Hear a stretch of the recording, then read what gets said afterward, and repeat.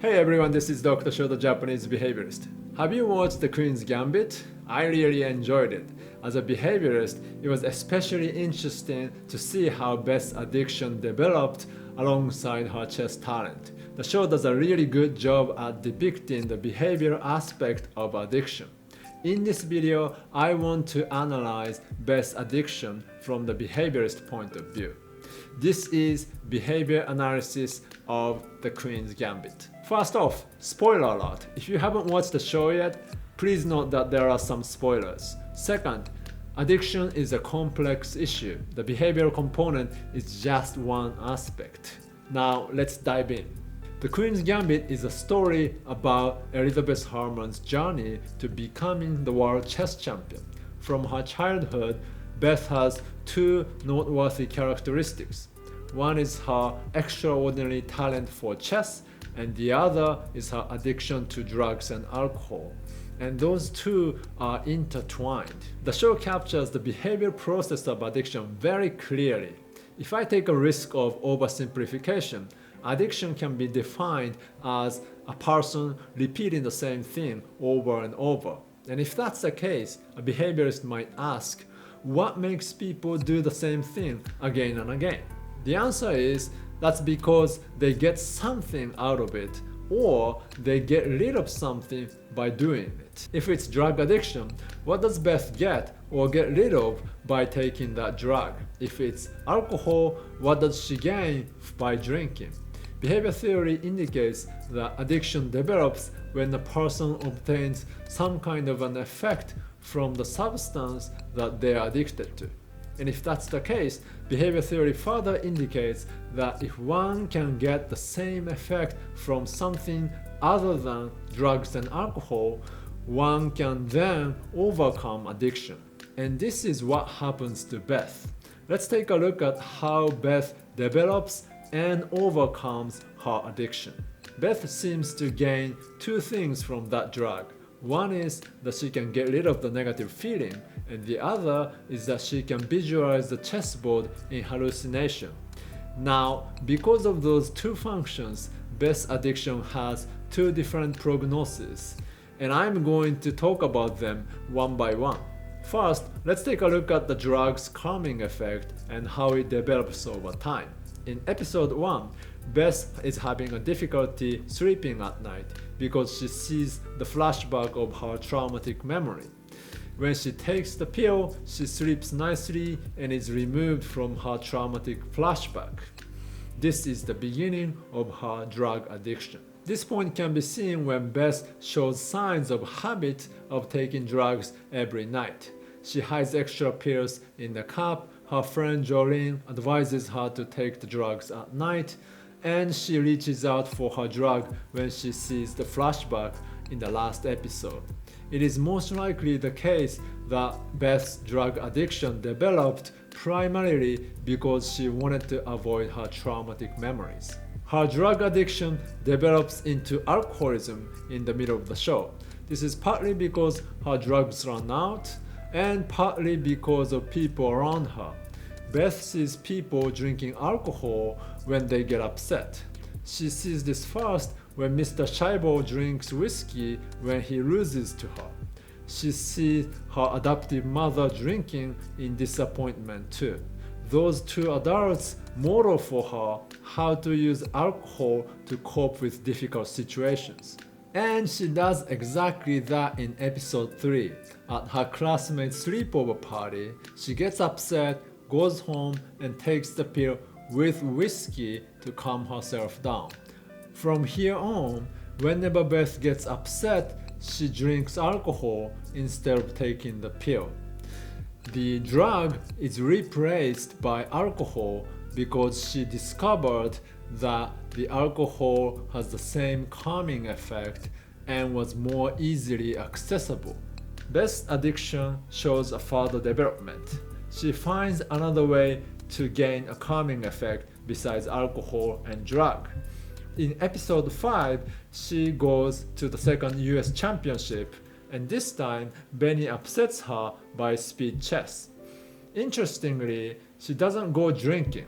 Instead, she hugs her adoptive mother's dress which provides the same comfort as alcohol and drug.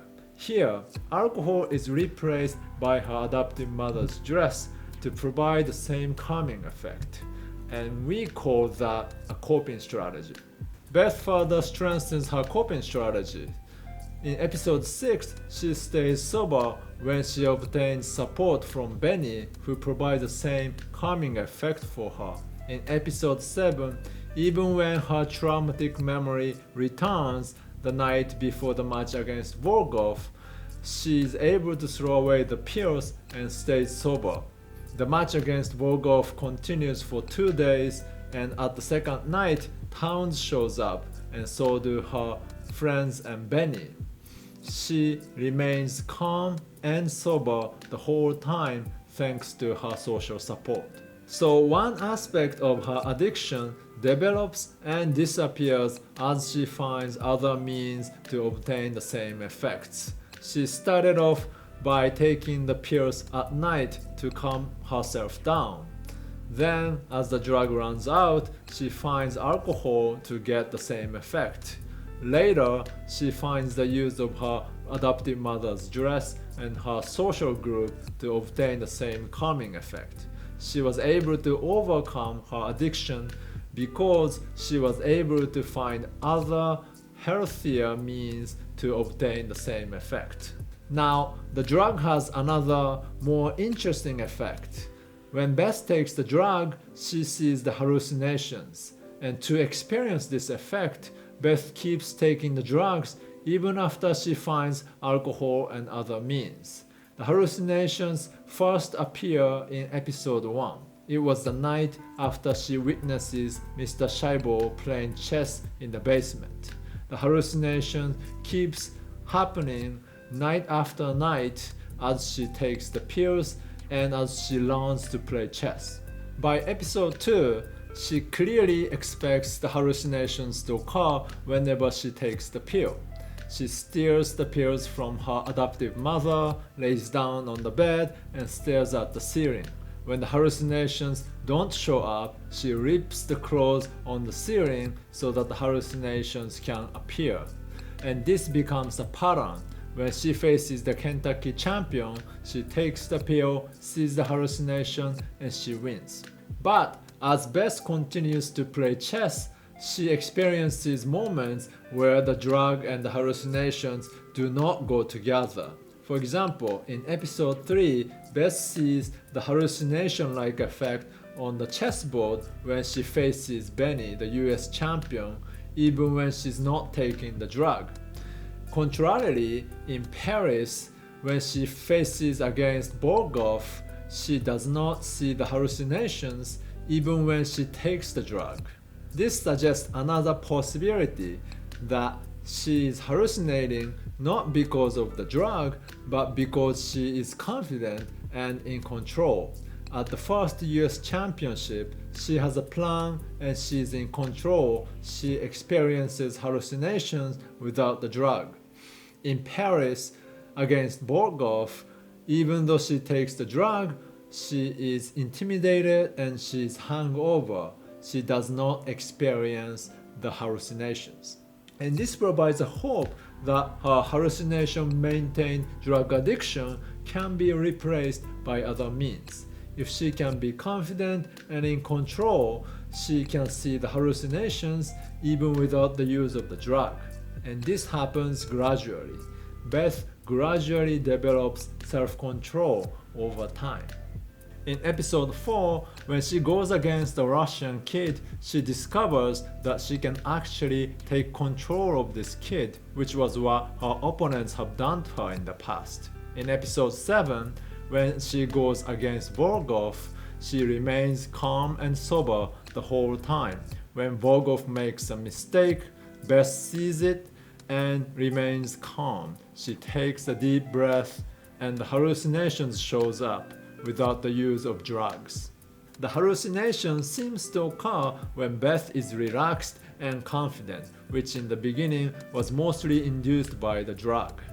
But as her chess talent develops, her confidence grows and so does her self-control. When she learned to be calm, the hallucination emerges without the aid of the drug. She overcomes the hallucination-maintained drug addiction by replacing its effect with her learned skills to be in control and her acquired confidence in herself.